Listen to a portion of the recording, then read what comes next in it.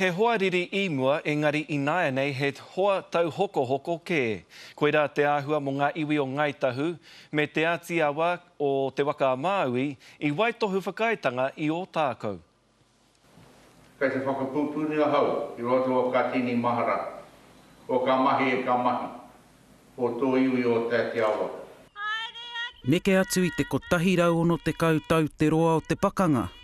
I wāenga I a Ngaitahu me te ati awa o te waka Māui, engari kua huri te tai. These things, tai timu, tai pari, these things ebb and flow, and we've had periods of considerable difficulty.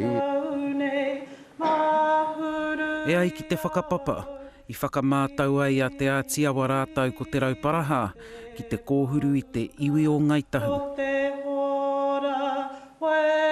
Mā te pene me te whakaaro nui, ka tāia e waira te mahi tahi mo te kaupapa kotahi, engari me pēhea ki tā te hoariri titiro.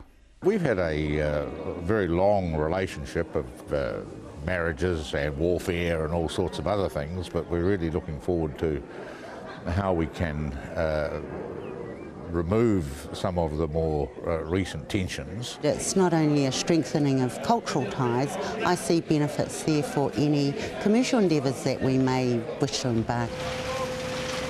Ngā mahi hāoika, ahu moana, me ngā kaupapa whakawhanake I te tiriti, kai mua I te aroaro o enei iwi.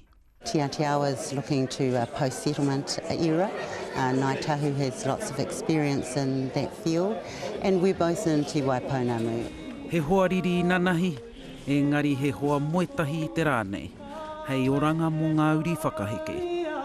Ngā hui Wade, te karere.